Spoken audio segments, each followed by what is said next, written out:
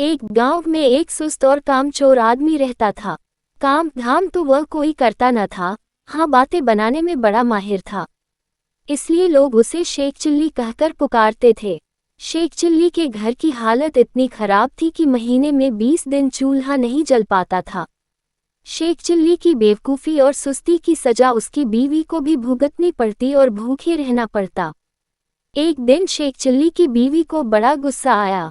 वह बहुत बिगड़ी और कहा, अब मैं तुम्हारी कोई भी बात नहीं सुनना चाहती। चाहे जो कुछ करो, लेकिन मुझे तो पैसा चाहिए। जब तक तुम कोई कमाई करके नहीं लाओगे, मैं घर में नहीं घुसने दूंगी।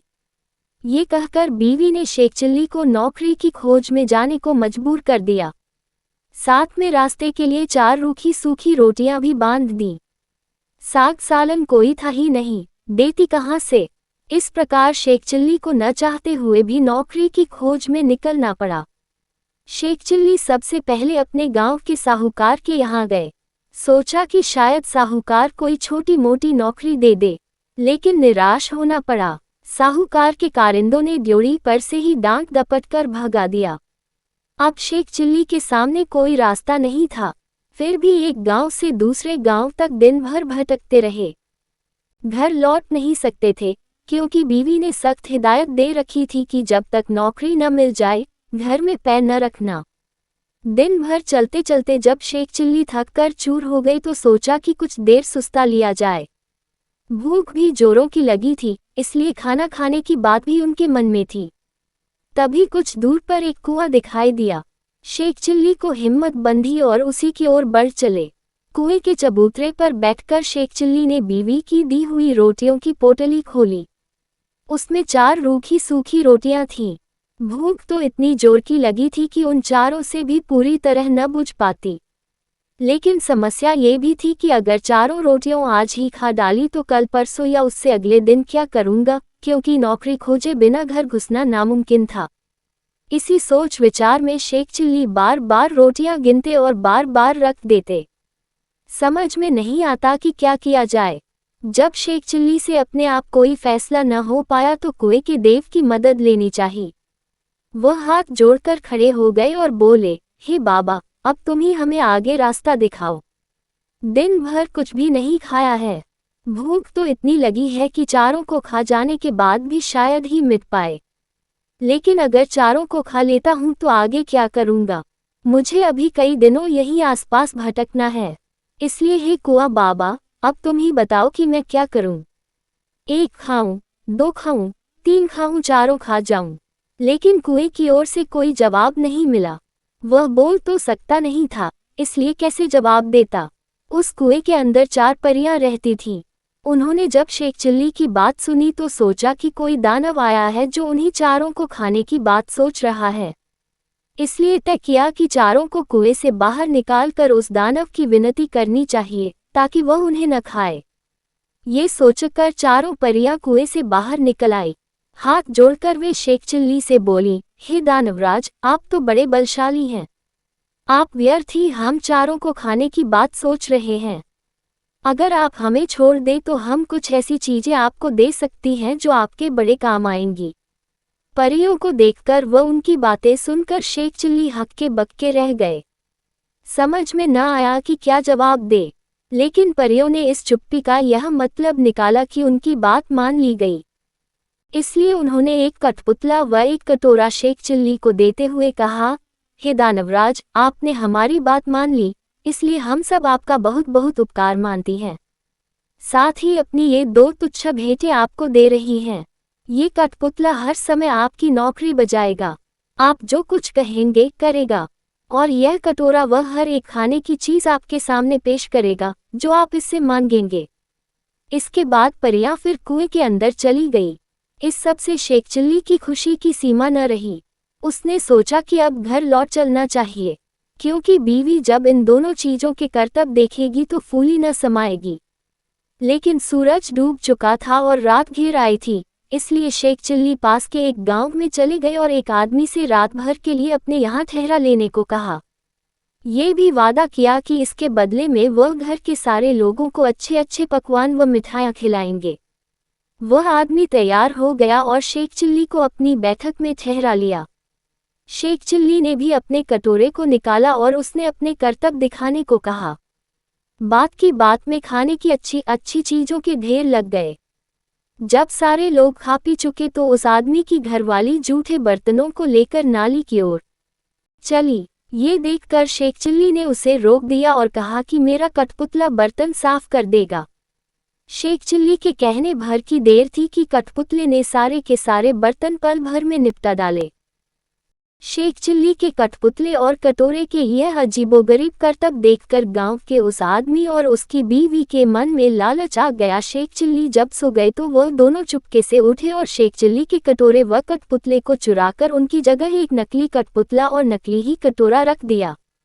शेख चिल्ली को ये बात पता न चली। सवेरे उठकर उन्होंने हाथ मुंह धोया और दोनों नकली चीजें लेकर घर की ओर चल दिए।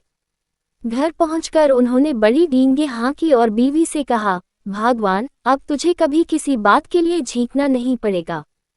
न घर में खाने को किसी चीज की कमी रहेगी और न ही कोई काम हमें तुम्हें करना पड़ेगा।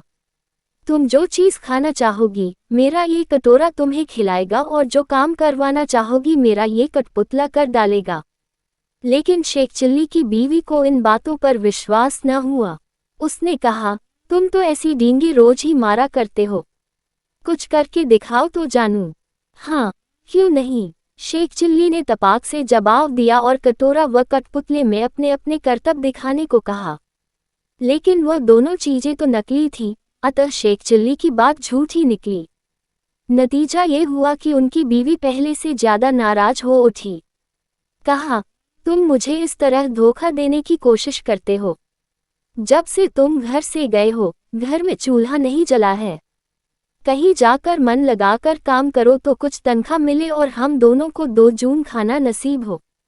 इन जादुई चीजों से कुछ नहीं होने का। बेबस शेख चिल्ली खिसियाए हुए से फिर चल दिए। वह फिर उसी कुएं के चबूतरे पर जाकर बैठ गए। समझ में नहीं आ रहा था कि अब क्या किया जाए। जब सोचते सोचते वह हार गए और कुछ भी समझ में न आया तो उनकी आंखें छलछला आए और रोने लगे। ये देखकर कुएं की चारों परियां फिर बाहर आई और शेख चिल्ली से उनके रोने का कारण पूछा। शेख चिल्ली ने सारी आपबीती कह सुनाई। परियों को हंसी आ गई। वे बोली, हमने तो तुमको कोई भयानक दानव समझा था और इसलिए खुश करने के लिए वे चीजें दी थीं, लेकिन तुम तो बड़े ही भोले भाले और सीधे आदमी निकले। खैर, घबराने की जरूरत नहीं, हम तुम्हारी मदद करेगी। तुम्हारा कठपुतला और कटोरा उन्हीं लोगों ने चुराया है जिनके यहाँ रात को तुम रुके थे। इस बार तुम्हें एक रस्सी व डंडा दे रही हैं। इनकी मदद से तुम उन दोनों को बांध व मारकर अपनी दोनों चीजें वापस पा सकते हो। इसके बाद परियां फिर कुएं में चली गईं। जादुई रस्सी डंडा लेकर शेख चिल्ली फिर उसी आदमी के यहाँ पहुंचे और कहा, इस बार मैं तुम्हें कुछ और नए करतब दिखाऊंगा। वह आदमी भी लालच का मारा था। उसने समझा कि इस बार कुछ और जादुई चीजें हाथ लगेंगी, इसलिए उसने खुशी खुशी शेख चिल्ली को अपने यहाँ टिका लिया। लेकिन इस बार उल्टा ही हुआ। शेख चिल्ली ने जैसे ही हुक्म दिया वैसे ही उस घर वाले व उसकी बीवी को जादुई रस्सी ने कसकर बांध लिया और जादुई डंडा दनादन पिटाई करने लगा। अब तो वे दोनों चीखने चिल्लाने और माफी मांगने लगे। शेख चिल्ली ने कहा, तुम दोनों ने मुझे धोखा दिया है। मैंने तो ये सोचा था कि तुमने मुझे रहने को जगह दी है, इसलिए मैं भी तुम्हारे साथ कोई भलाई कर दूं। लेकिन तुमने मेरे साथ उल्टा बर्ताव किया, मेरे कठपुतले और कटोरे को ही चुरा लिया। अब जब वे दोनों चीजें तुम मुझे वापस कर दोगे, तभी मैं अपनी रस्सी व डंडे को रुकने का हुक्म दूंगा। उन दोनों ने झटपट दोनों चुराई हुई चीजें शेख चिल्ली को वापस कर दी। ये देखकर शेख चिल्ली ने भी अपनी रस्सी व डंडे को रुक जाने का हुक्म दे दिया। अब अपनी चारों जादुई चीजें लेकर शेख चिल्ली प्रसन्न मन से घर को वापस लौट पड़े। जब बीवी ने फिर देखा कि शेख चिल्ली वापस आ गए हैं तो उसे बड़ा गुस्सा आया। उसे तो कई दिनों से खाने को कुछ मिला नहीं था, इसलिए वह भी झुंझलाए हुई थी। दूर से ही देखकर वह चीखी, कामचोर तुम फिर लौट आए। खबरदार, घर के अंदर पैर न रखना, वरना तुम्हारे लिए बेलन रखा है। ये सुनकर शेख चिल्ली दरवाजे पर ही रुक गए।